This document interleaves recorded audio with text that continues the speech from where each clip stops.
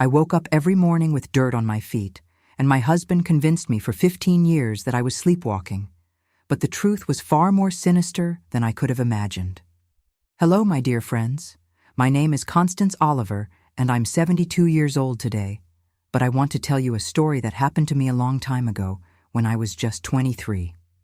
Before I begin, I'd like to ask you to leave a like on this video, subscribe to the channel, and tell me in the comments which city you're watching from. It's always a pleasure to know where you all are from. The story I'm going to tell today will give you chills. It's about how I spent 15 years of my life thinking I was going crazy, when in reality, I was the victim of a plan so diabolical that even today it gives me shivers to remember. We're talking about 1968, a very different time from today. I was a young newlywed, full of dreams, living in a simple but nice house in Rochester, New York. My husband Robert worked as a night security guard at First National Bank. He was a man respected by everyone in town. Tall, always well-dressed, with perfectly pressed suits and neatly cut hair. A man who opened car doors for me and occasionally brought me flowers. We met at Sunday church service and married after a year of dating. I thought I had found the man of my life. It all started on a morning in April 1968. I remember it as if it were yesterday. I woke up with a strange sensation. You know when you feel something's wrong? I looked at my feet and was shocked. They were completely covered in dirt, my nails all black, the sheet also stained. I was terrified. That's when Robert came into the bedroom with a basin of warm water in his hands. "Calm down, my love," he said in such a gentle, concerned voice. "It happened again. You had another sleepwalking episode." I couldn't understand. Sleepwalking? I had never been a sleepwalker in my life, at least not that I knew of. Robert then explained, while washing my feet with such care, that I had gotten up during the night and gone out to the yard. He said he found me walking near the oak tree, digging in the soil with my hands as if looking for something. "I tried to wake you up, my love, but you didn't respond. Doctors say you shouldn't wake a sleepwalker, so I carefully brought you back to bed." I was confused and frightened. I didn't remember anything at all. How could I have done all that without remembering? The strangest thing was that I was exhausted, as if I hadn't slept at all. My body ached, especially my arms. Robert said it was from the effort of digging in the dirt. "Don't worry, I'll schedule an appointment with Dr. Arnold's. He'll help you." Dr. Arnold's was the most respected doctor in town, office on Main Street, always busy. He saw us the very next day, thanks to Robert's insistence. He examined me, asked many questions, and confirmed the diagnosis. Severe sleepwalking, probably triggered by the stress of the recent marriage and moving to a new house. He prescribed some sedatives and told me to take them before bed to relax and avoid new episodes. Robert wrote everything down so carefully and kept the prescription in his wallet. He was always so attentive. I felt so protected with him. But the episodes didn't stop. In fact, they began to happen more frequently. 2, sometimes 3 times a week, I would wake up with dirt on my feet. And the strangest thing was that it always happened on nights when Robert worked and came back in the early morning. He said he would find me in the yard when he arrived, around 4 a.m. I began to feel increasingly distressed. We increased the dose of sedatives. Robert bought a rocking chair to place by the kitchen window. He said it was for me to relax more during the day, which would help me sleep better at night. He made chamomile tea with a white powder that Dr. Arnold's had prescribed. "It's to help you sleep peacefully, my love," he would say, while watching me drink every drop. 6 months later, the symptoms worsened. Besides the dirt on my feet, I began to wake up with a metallic taste in my mouth. Sometimes I had small cuts on my hands, unexplained bruises on my arms. Robert explained everything. I had fallen in the yard, hit low branches on the oak tree, grabbed sharp objects.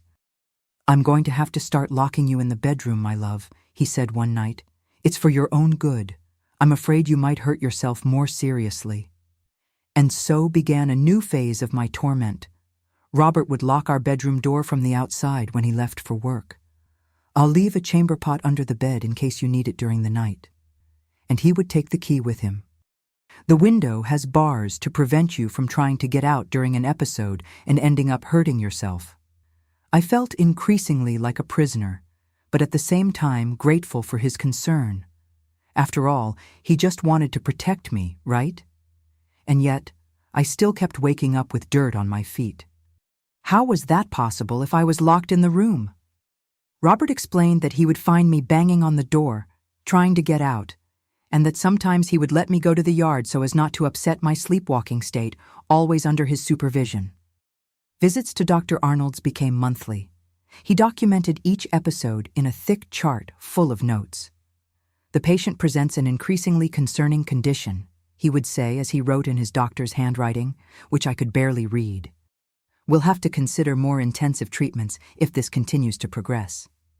I would cry desperately, asking what was happening to me. Why couldn't I remember anything? Why did it only happen when Robert was home? The doctor and my husband would exchange concerned looks. It's typical of sleepwalking to occur when the person feels safe, when they know there's someone to take care of them if something happens, Dr. Arnold's explained. I tried to talk about this with my family, but Robert always found an excuse to avoid these conversations. "They won't understand, my love. They'll worry unnecessarily. Let's resolve this between us." And I, naive as I was, believed him. After all, what woman wouldn't dream of having such a dedicated husband? Time passed, and the story of my sleepwalking began to spread throughout the neighborhood. People looked at me with pity, whispered when I passed by. Some even suggested I was losing my mind. This only increased my isolation. I stopped leaving the house, except to go to medical appointments, always accompanied by Robert. In 1973, after 5 years living this nightmare, something different happened. I woke up with a strange feeling. Besides the now familiar sensation of exhaustion and metallic taste in my mouth, there was a sharp pain in the index finger of my right hand. When I looked, I saw a small spot of black ink, as if I had used a fountain pen. That same day, Robert appeared with a gift, a new wedding ring, more beautiful than the original. "To celebrate our 5 years of marriage," he said. I found it strange. Our anniversary had passed 2 months earlier, and he hadn't remembered at the time, but I was happy with the gift, of course. I began to notice other strange details. Robert always seemed to have extra money, despite his modest security guard salary. He bought a new car, a refrigerator, even a television, luxuries that few families on our street could afford. When I asked, he said he had worked overtime, received a raise, or gotten a special bonus. "Don't worry about these things, my love. You already have so many concerns with your health. Let me take care of the household finances." And so it went for another 5 years. 10 years in total, living in that nightmare. 10 years waking up with dirt on my feet, with an aching body, feeling like I was losing my mind. 10 years believing I was going crazy. Until one day, desperate, I called my younger sister Helen. We were very close in our teens, but Robert had been pushing us apart over the years. He said she was a bad influence on me, that she was putting ideas in my head. But that day, after crying, hidden in the bathroom, I called her from a payphone near the market. "Helen, I need help. I'm really going crazy. I need you to find out what's happening to me." My sister Helen had always been the brave one in the family. While I was the obedient girl who stayed at home, learned to embroider and cook properly, she was the one who climbed trees, stood up to the neighborhood boys, and spoke her mind. It's no wonder Robert never liked her much. "A woman should be modest," he would say. But at that moment, I needed exactly that courage that only my sister had. On the phone, with a trembling voice, I explained everything to Helen, about the increasingly frequent episodes, how I woke up exhausted, with dirt on my feet, sometimes with bruises all over my body. I told her about the consultations with Dr. Arnold's, the medications, the increasingly grim diagnoses. "This doesn't make sense, Constance," Helen responded suspiciously. "You were never a sleepwalker in your life. Remember how we shared a room at our parents' house? I would have noticed." She was right.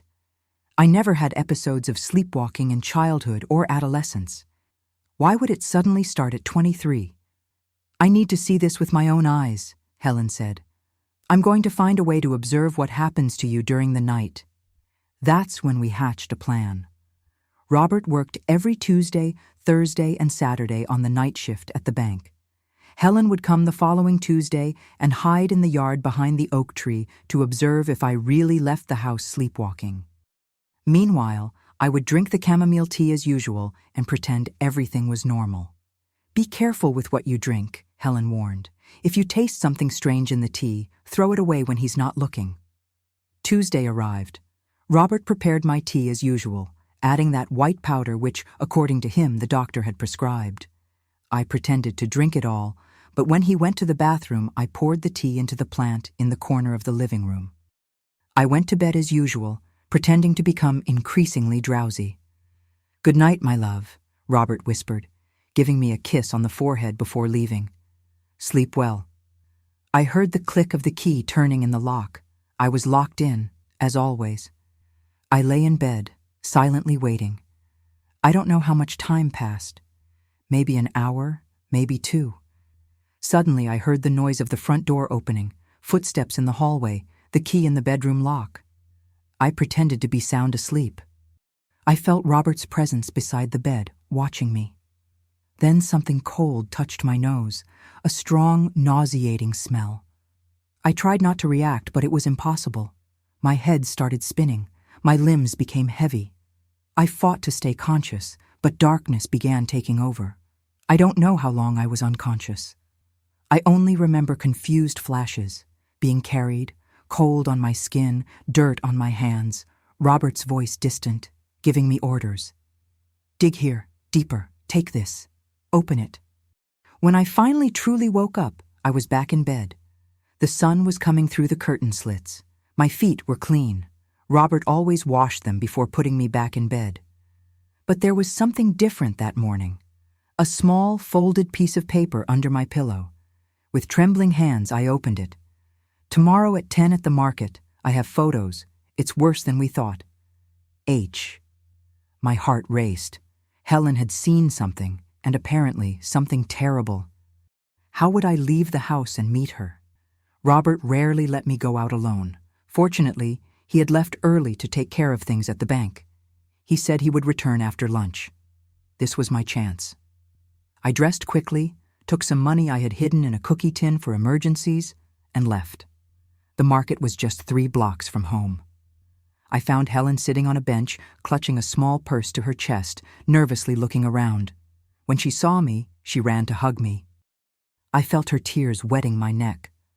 "Constance, you need to run away. That man, he's not who you think." We moved away from the hustle of the market, sitting under a tree in the small square. Helen then opened her purse and took out some photographs. They were dark images, a bit blurry, taken at night with a simple camera. But what they showed was clear enough to freeze my blood. I got this Polaroid camera, borrowed from my brother-in-law.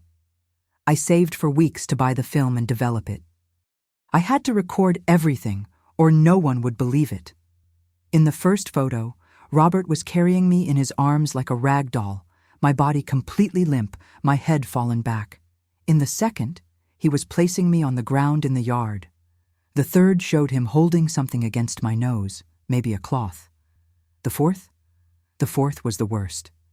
Me, kneeling in the dirt, digging with my hands while Robert held what looked like a small metal safe. My eyes were open but vacant, the gaze of someone who isn't really there. "I watched for 3 consecutive nights," Helen explained, her voice low and urgent. "It's always the same ritual. He arrives around 3 a.m., not at 4 as he makes you believe. He enters the bedroom, puts something on your nose to leave you in this strange state, half awake, half asleep. Then he carries you to the yard. You obey everything he commands as if you're hypnotized. Dig here. Take this. Open that safe." My head was spinning, trying to process this information. It wasn't sleepwalking. It was something much, much worse. What was he making me open? Small metal safes buried in different spots in the yard. You open them. He takes something out. It looks like money, documents I couldn't see clearly. And then he buries them again, always in different places. And the strangest thing, he takes pictures of you during the whole process and makes you sign papers. I suddenly remembered the pain in my finger, the ink stain.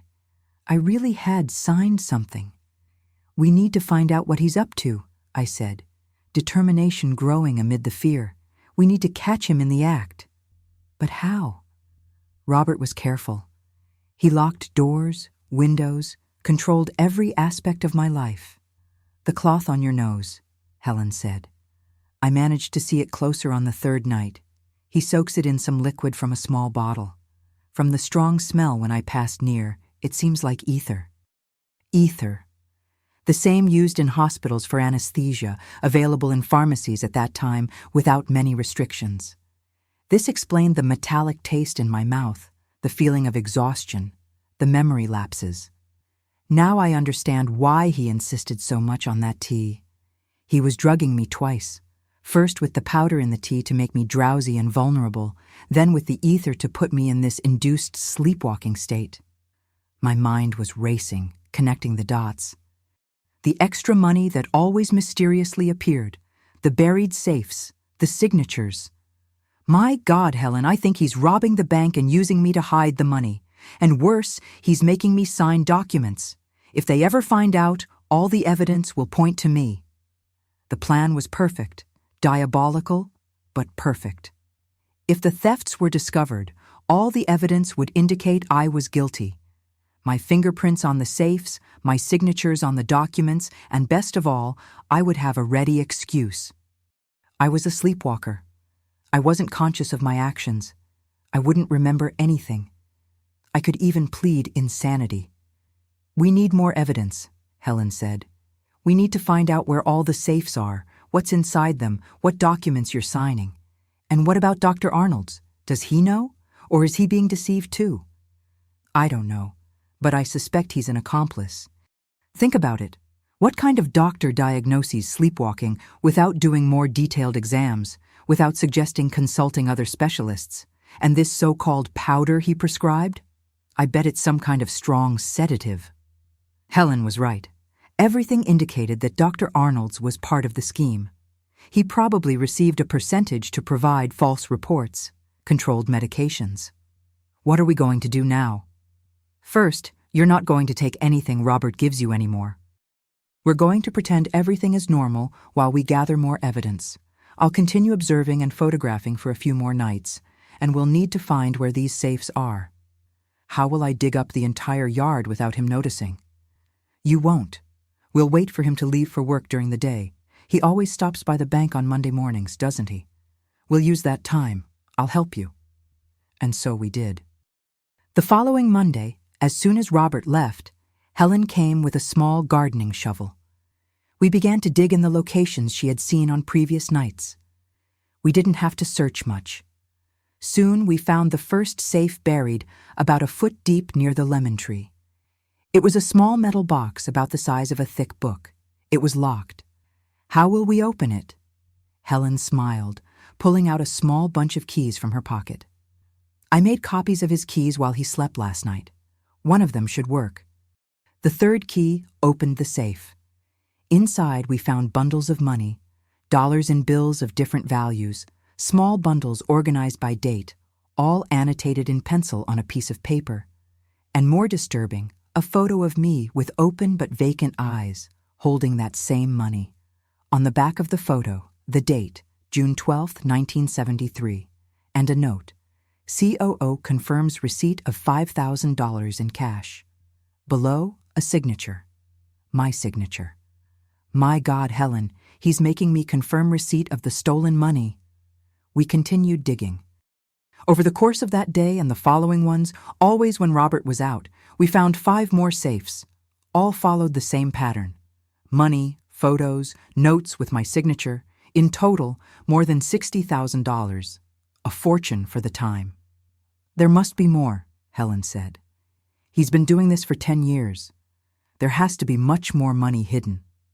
And there was. We found other safes in the basement, behind loose bricks in the wall, under the floorboards. Each discovery made the scenario more terrifying. In the end, we found 12 safes containing about $180,000 in all, but the most disturbing discovery was yet to come. In the false bottom of the wardrobe, hidden under piles of blankets, we found a thick hardcover notebook. On the first page, written in careful handwriting, Medical Record Constance Oliver. It wasn't a real medical record. It was a detailed diary kept by Robert, documenting each sleepwalking episode, dates, times, meticulous descriptions of what he made me do, photos, dozens of them, all carefully pasted and dated. Me dirty with soil, me signing papers, me with open eyes but completely out of it. And more, newspaper clippings about cases of temporary insanity, notes on how this type of defense worked in courts, a list of lawyers specializing in mental illness. "He's not just using you to hide the money," Helen whispered, horrified. "He's building an entire case to incriminate you if something goes wrong, or worse, to have you committed to a mental institution if you start to suspect." With each new discovery, the hole seemed to get deeper. Flipping through that notebook, we found something that made my blood freeze. In the last pages, stapled and a bit yellowed by time, there were newspaper clippings dated 1967, a year before my marriage to Robert. The headline of one of them read, "Wife of First National Bank employee dies after long mysterious illness." The photo showed a younger Robert with a serious face next to a coffin. Marie Helena, that was her name, Robert's first wife. The newspaper said she had suffered from undiagnosed neurological disorders for about 3 years, which included episodes of erratic nighttime behavior, similar to sleepwalking. It also said she had been found dead in bed, apparently from natural causes, dead at 27, after 3 years suffering from the same symptoms I had been presenting for 10. "He's done this before," I whispered, my voice choked with terror. "And that woman? That woman died, Helen." My sister held my trembling hands. "But you won't suffer the same fate. Now we know the truth. We can stop him." Another clipping brought a small note about Marie Helena's funeral, held at the municipal cemetery. And most disturbing, a photograph showing Robert next to a woman who, I have to admit, resembled me somewhat. Dark hair at shoulder length, large eyes, round face. "He has a type," Helen commented, horrified, "and you fit perfectly into it." A third clipping, from just 2 months after Marie Helena's death, announced the engagement of Robert with Constance Oliver, daughter of a respected family from a neighboring town. This explained the haste with which Robert had courted me, the insistence on a quick marriage. My God, Helen, we met just 3 months after her death. He was already watching me, choosing me as the next one. As we continued investigating, we found something even more disturbing hidden in the lining of an old suitcase in the attic. A sealed package containing what appeared to be Marie Helena's medical records. Not a false one like mine, but real hospital documents with an official letterhead. Apparently, Robert had stolen them or obtained them through some illicit means.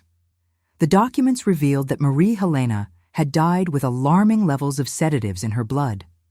The medical examiner had handwritten, "Possible prolonged use of barbiturates, consider further investigation."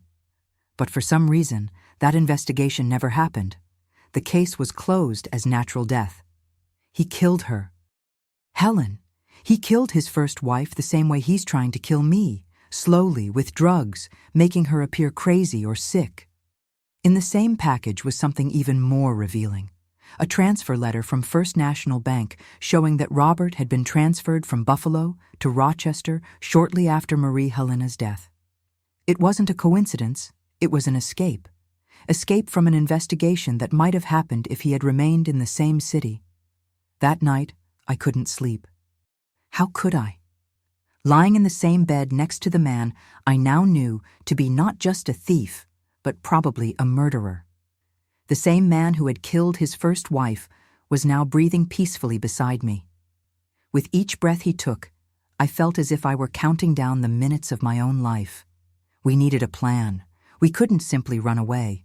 Robert had influence in town, friends in the police.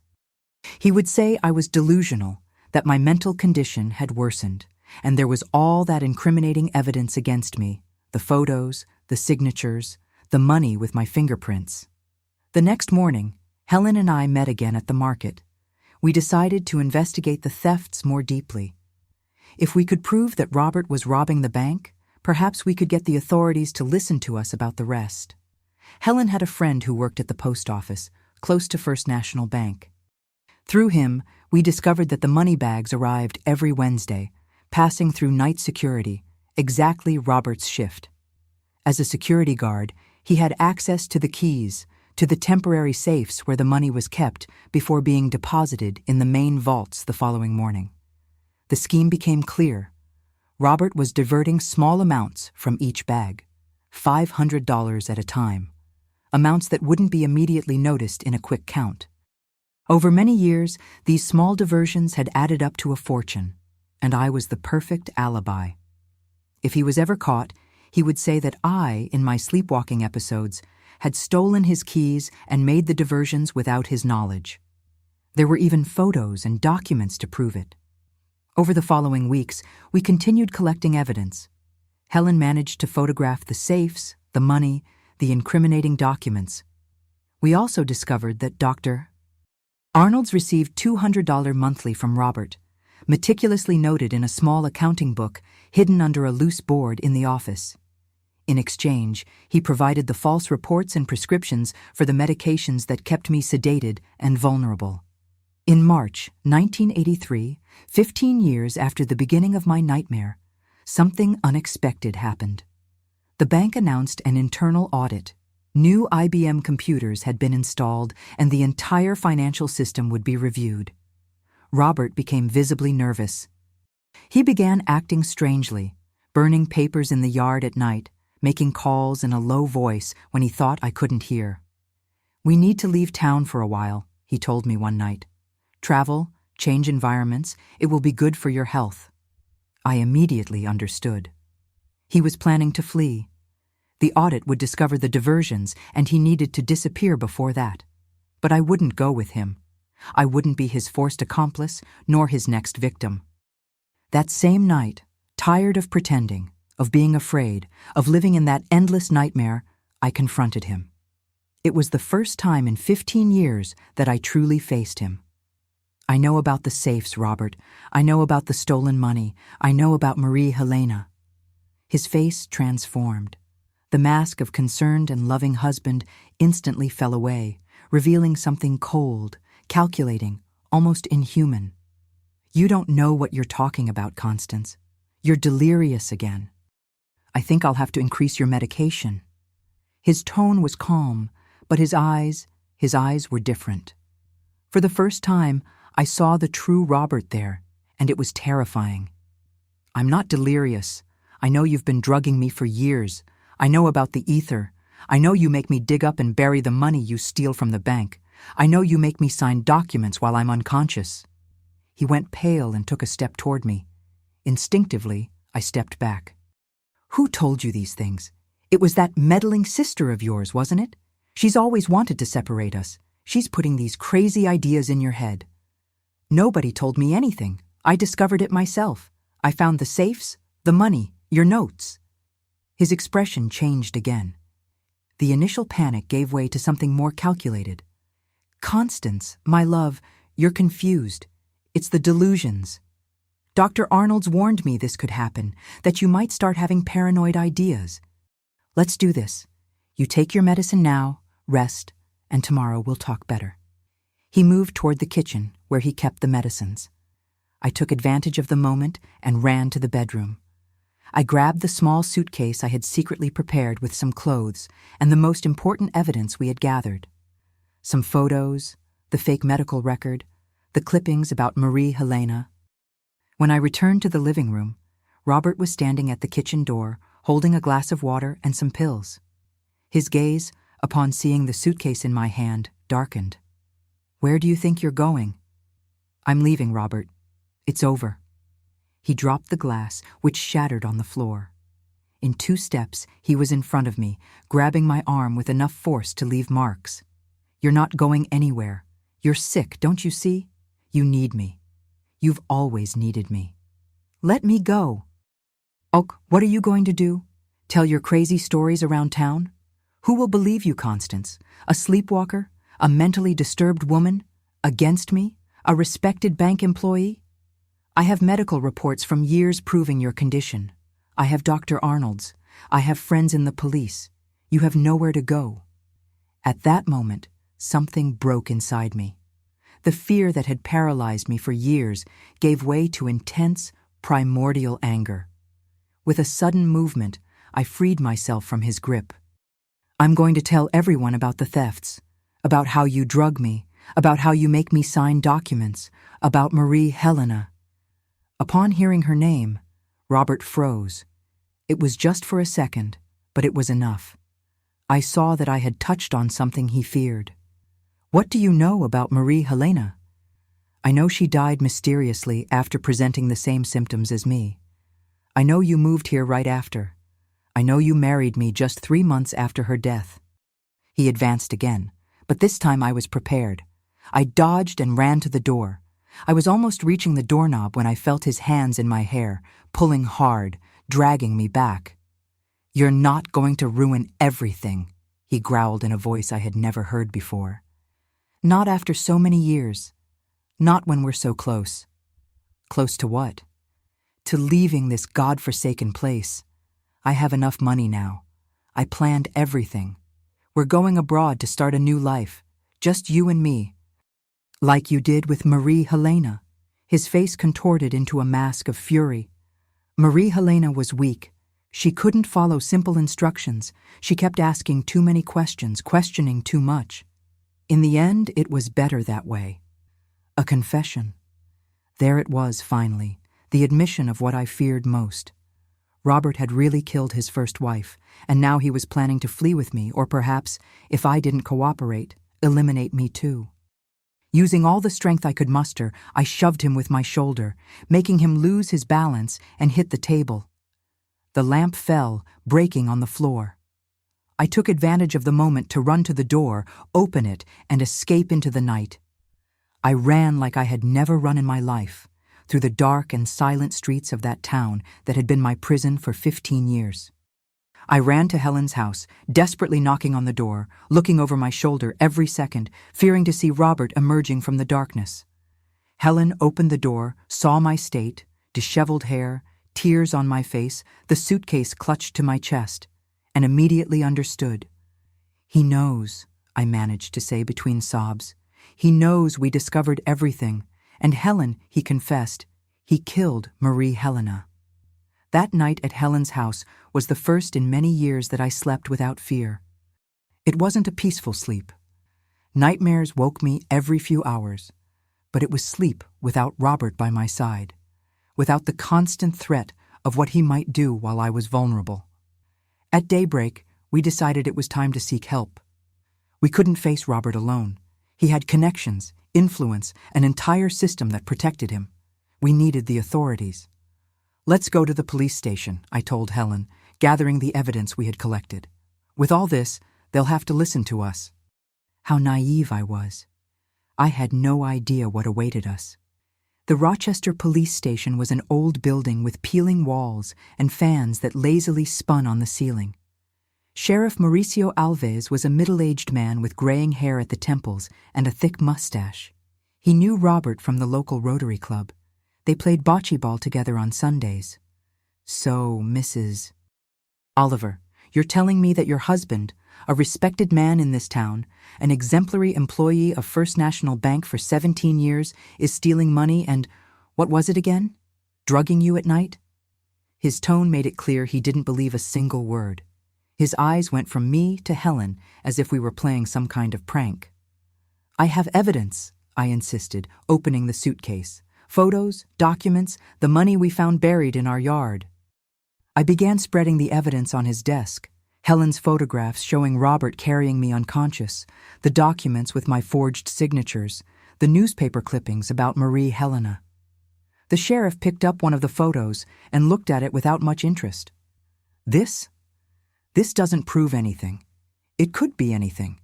Mr. Robert carrying you back to bed after a sleepwalking episode, as he has explained so many times. But the money, we found more than $180,000 hidden in our house. And can you prove this money was stolen? Do you have any document from the bank confirming diversions in that exact amount? He knew I didn't. And this story about the first wife, Mrs. What was it again? Marie Helena. That's it, Marie Helena. You're suggesting, based on newspaper clippings from 16 years ago, that your husband murdered his first wife. That's a very serious accusation, Mrs. Oliver. I felt my face burning with frustration and anger. He confessed last night when I confronted him. Do you have this confession recorded? Any witness besides your sister? Again, he knew the answer. Look, Mrs. Oliver, I'll be frank with you. What I have here are very serious accusations without concrete evidence. What I have on the other side is your medical history documented by Dr. Arnold's over 15 years, showing a progressive pattern of mental disorders. I have the testimony of a dedicated husband who takes care of you, despite all these problems. I have the word of a respected citizen against that of a lady with, well, with all due respect, with documented psychological problems. Tears of anger and frustration ran down my face. It was 1983, and the word of a woman, especially one labeled as mentally unstable, was worth very little against that of an established, respected man. Helen, always braver than me, banged on the sheriff's desk. We're talking about theft, forgery, and attempted murder, and you're not going to do anything, not even investigate? The sheriff sighed as if we were demanding too much of his precious time. Look, to calm things down, I can send a patrol car to your house, take a general look. But I warn you, without a search warrant, we can't turn over the property looking for buried safes or whatever it is. It was the most we could get, a vague promise that someone would take a look. We left the police station defeated, knowing that probably the sheriff would call Robert as soon as we left, alerting him about our accusations. Indeed, when the patrol car finally appeared at Helen's house hours later, it found Robert waiting for us there with Dr. Arnold's in tow. My wife is having a nervous breakdown, Sheriff, Robert explained, his voice heavy with false concern. Dr. Arnold's had already warned me about the possibility of psychotic episodes, hallucinations, paranoid ideas, all part of her clinical picture. Dr. Arnold's confirmed with his medical authority, showing reports and prescriptions, all carefully forged over the years for this exact moment. In a matter of minutes, I went from victim to a disturbed wife, needing urgent treatment. Let's take her to the state psychiatric hospital, suggested Dr. Arnold's. There she will receive the necessary care. Psychiatric hospital. In those days, these places were virtual human depositories. People went in and rarely came out. Treatments like electroshock were still common. If I were committed, it would be my end. She's not going anywhere. Helen positioned herself between me and them. My sister is lucid in telling the truth.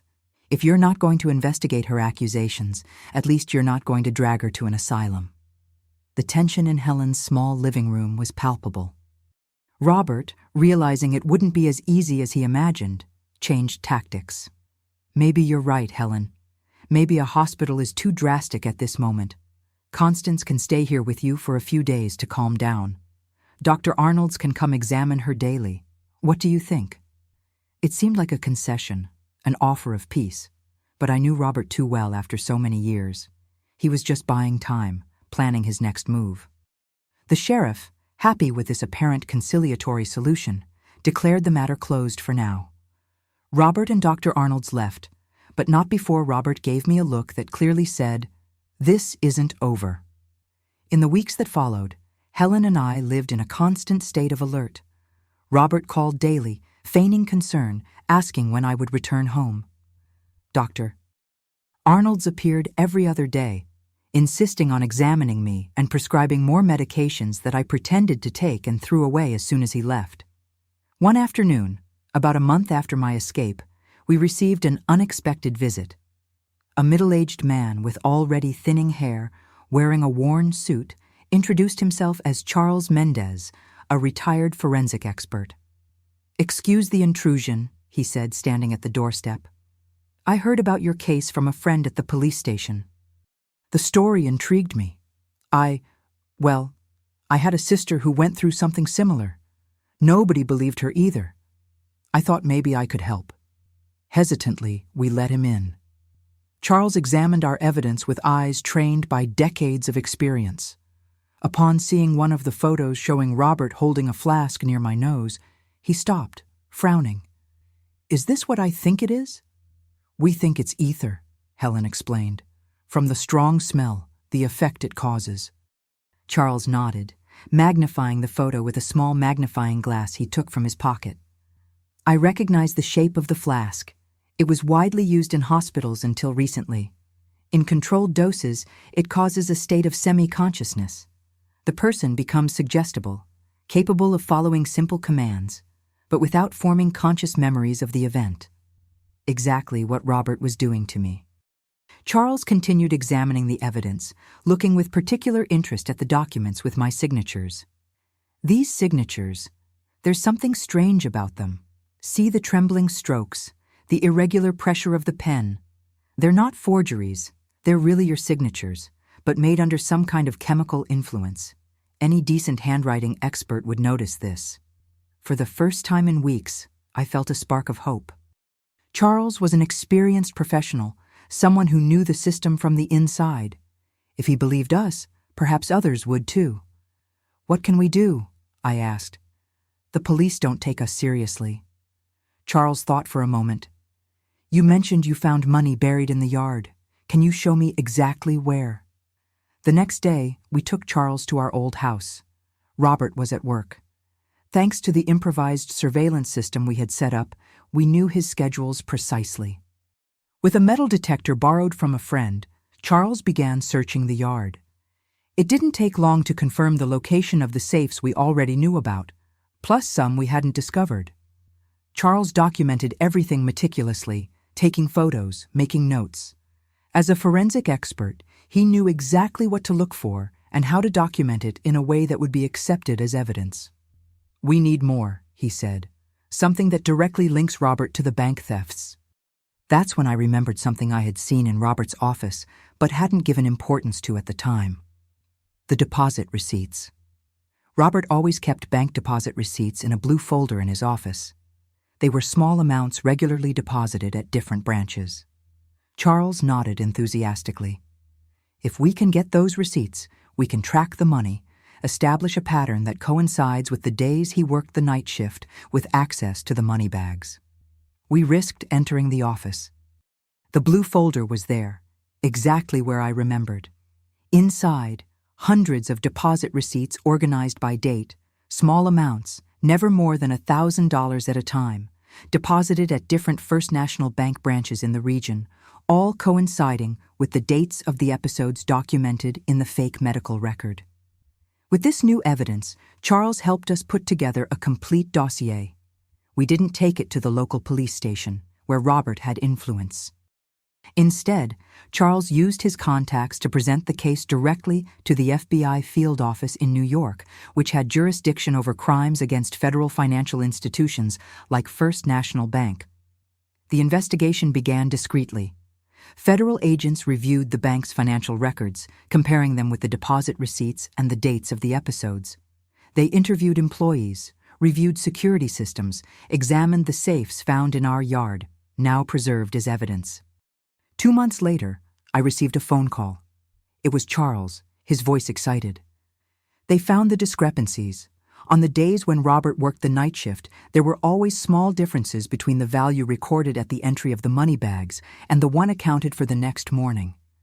Differences too small to raise suspicions in isolation, but which added up over 15 years.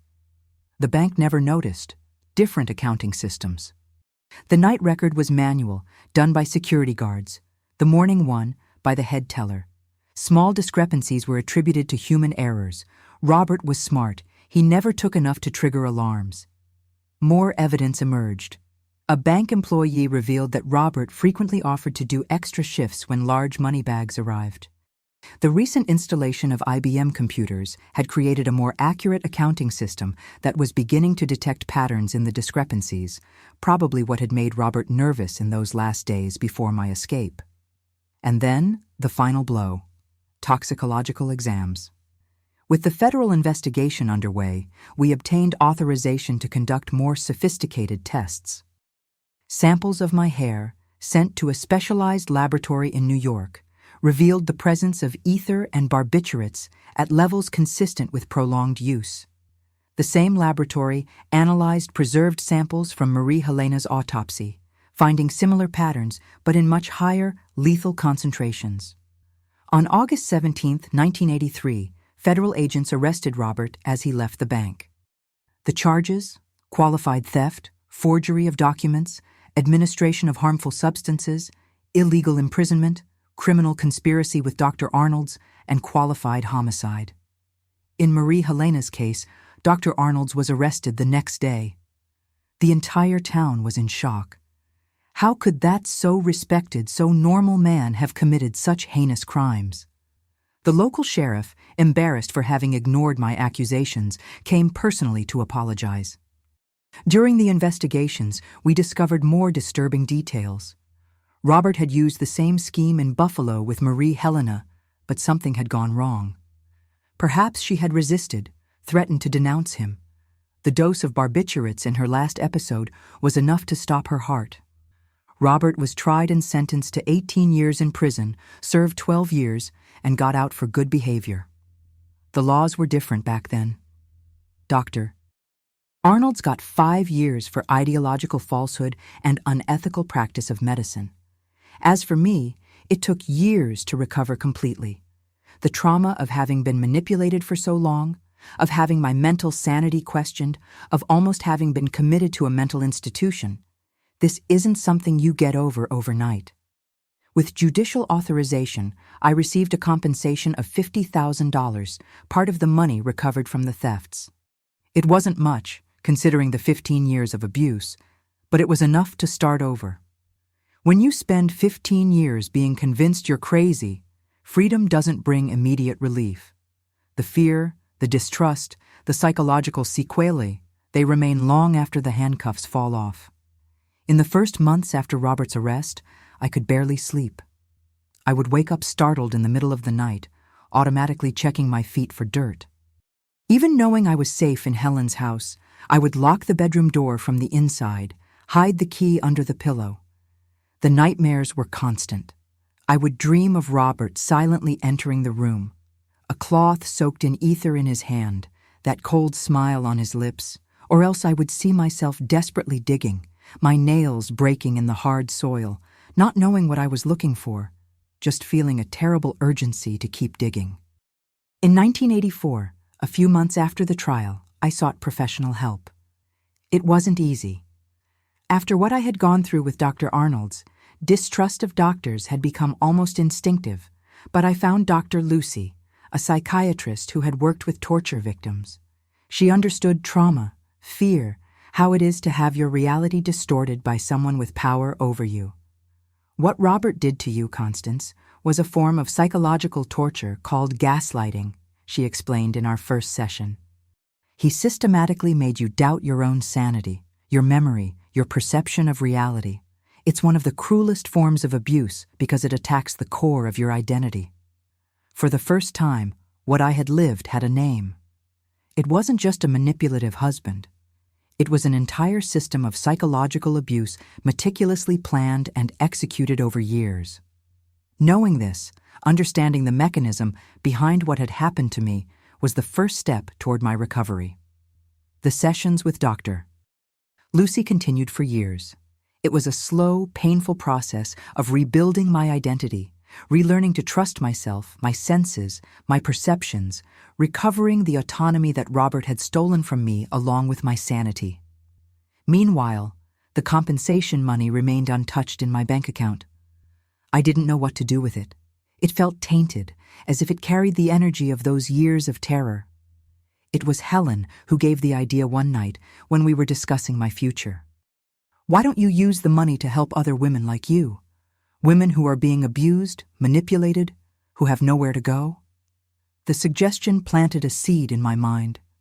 I began researching, visiting organizations that worked with women victims of violence. I discovered that my case, although extreme, was not isolated. There were thousands of women in abusive situations, trapped in destructive relationships, with no way out, no support. In 1986, 3 years after my escape, I inaugurated Constance House, a small shelter for women in situations of domestic violence. We started modestly in a rented house with just 4 bedrooms. Me, Helen, and 2 volunteers. Our first month, we sheltered 2 women and their children. One of them, Martha, had fled from her husband after years of physical aggression. The other, Joanna, was living a situation frighteningly similar to mine.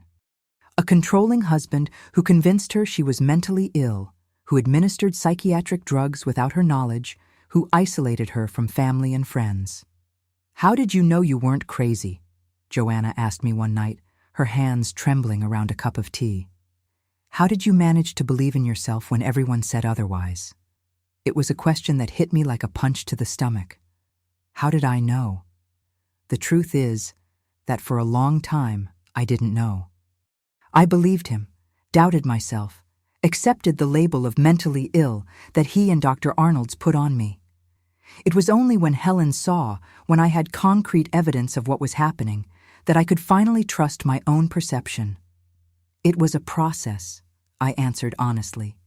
"It starts with small things. You notice contradictions in what he says, perceive strange patterns. Your body feels something is wrong, even when your mind doubts. And then one day, you find the courage to ask, to investigate, to seek help, as you're doing now." Joanna cried that night, cried like someone who finally finds permission to feel her own pain. I stayed by her side, holding her hand, recognizing in that broken woman the person I had been years before. We quickly realized that just sheltering these women wasn't enough. They needed psychological support, legal guidance, professional qualification to achieve financial independence. Gradually, we expanded our services. We invited Dr. Lucy to offer free therapy. A volunteer lawyer would come once a week. We organized professional courses in sewing, cooking, crafts, the skills valued for women at that time. In 1990, 7 years after Robert's arrest, I received a judicial notification. He was requesting parole for good behavior. The fear I felt was physical, visceral, like a cold fist squeezing my stomach. The idea that he could be free, could find me, could finish what he had started. Helen, always my pillar of strength, accompanied me to the hearing. Robert was different, thinner, gray hair, something defeated in his posture. But when our eyes met, I recognized those same calculating eyes, that same coldness. He hadn't changed. He had just learned to better hide the inner monster. Fortunately, the judge denied parole that year, citing the gravity of the crimes. But 3 years later, in 1993, Robert finally got his freedom. The laws of the time allowed for sentence reduction for good behavior, even for heinous crimes like his. A restraining order was issued, prohibiting him from approaching me or Constance House. Still, I hired a security guard for the shelter and installed an alarm system at home. For months, I constantly looked over my shoulder, checked locks 3-4 times before sleeping. The old fear had returned with even sharper claws, but Robert never appeared. I learned through acquaintances that he had moved to the West Coast after his release. Years later, in 1998, we received news that he had died of a heart attack. I felt a strange mixture of relief and emptiness. There was no revenge or satisfaction in his death, just the closing of a dark chapter in my life. Meanwhile, Constance House continued to grow. In 1995, we managed to buy the property where we operated, thanks to donations and a special government financing for social organizations. We expanded to 12 bedrooms, able to shelter up to 20 women and their children simultaneously. We hired a social worker, a full-time psychologist, a lawyer. We set up a small library, a computer room, a play area for the children. More important than the physical structure was the work we did. Each woman who passed through Constance House received not just a temporary roof, but a personalized plan for recovery and independence. We worked on self-esteem, autonomy, rebuilding identity after abuse. We taught about different types of violence, not just physical, but psychological, patrimonial, moral. We helped identify early signs of abusive relationships. "You saved my life," Teresa once told me, who had arrived at the shelter with her face disfigured by cigarette burns and acid that her husband had thrown at her. "Not just by giving me a place to stay, but by making me believe I deserve a different life." Words like this made everything worthwhile: the trauma, the pain, the hard work, the sleepless nights. I had transformed my suffering into purpose. The prison Robert had built for me had become the foundation for the liberation of hundreds of other women. Over the years, Constance House became a national reference in sheltering and supporting victims of domestic violence. We were pioneers in many practices that were later adopted by other shelters. We created one of the first specific programs for women victims of psychological abuse and gaslighting, based on my own experience and Dr. Lucy's knowledge. In 2006, I was invited to participate in the discussions that would lead to the creation of the Violence Against Women Act. I took with me the voices of all the women who had passed through Constance House, their stories, their needs. It was exciting to see that law being sanctioned, to know that finally there was a specific legal instrument to protect women in situations of violence. In 2013, at 68, I began to reduce my direct participation in the administration of the shelter, passing the responsibility to a young and competent team, many of them former guests of the house who had graduated and returned to work with us. It wasn't a complete retirement. I continued to be involved as an advisor, participating in events, giving lectures at schools and universities about domestic violence and psychological manipulation. Today, at 72, I look back and see an incredible journey, from the innocent young woman I was in 1968, to the broken woman of 1983, to the founder and director of an organization that has sheltered more than 2,000 women in 4 decades. Each wrinkle on my face tells a story of pain, yes, but also of resilience, transformation, purpose found amid suffering. The trauma never completely disappears. Even today, occasionally, I wake up in the middle of the night and automatically check my feet. I still have days when I doubt my own perceptions, when I need external confirmation to trust my senses. I still avoid the smell of ether or similar substances that cause me immediate flashbacks. But these are just scars, marks of wounds that, although they never completely disappear, no longer bleed. They don't define who I am today. They are just reminders of what I survived, of how strong I am. If you're watching this video and living a similar situation, if someone is making you question your sanity, your memory, your perception of reality, I want you to know that you're not alone, that help is available, that you deserve to be believed, supported, protected. I spent 15 years waking up with dirt on my feet, believing I was going crazy. The dirt was real, but the madness was never in me. It was in the manipulation, the abuse, the system that allowed a man like Robert to control and destroy the lives of 2 women before someone stopped him. If you're experiencing something strange that you can't explain, something that makes you doubt yourself, don't ignore that feeling. Talk to someone you trust. Seek help. Document. Observe patterns. Trust your instinct. Sometimes the most terrible truth is buried right under our feet, waiting to be discovered. And when you finally find that truth, however painful it may be, it is also the first step toward liberation. My story is one of pain, yes, of manipulation, of abuse, of terror. But it is also a story of survival, of justice achieved, of purpose found. And if I, a young woman without resources, without knowledge, trapped in a small town in the 70s and 80s, managed to free myself and rebuild my life, you can too. The dirt on my feet every morning was real, but even more real was the strength I discovered within myself to finally dig my way to freedom. And to you who has watched me until here, thank you very much for your attention, for your time, for listening to my story. If you know any woman in a similar situation, share this video with her. Sometimes, All we need to begin our journey of liberation is to know that we are not alone, that others have gone through the same and survived. If you like this story, don't forget to leave your like, subscribe to the channel, and hit the bell to not miss our next life stories. Tell me in the comments what moved you the most or what lesson you take from my journey. Your words mean a lot to this grandma who learned that sharing our pains is also a form of healing. See you in the next video.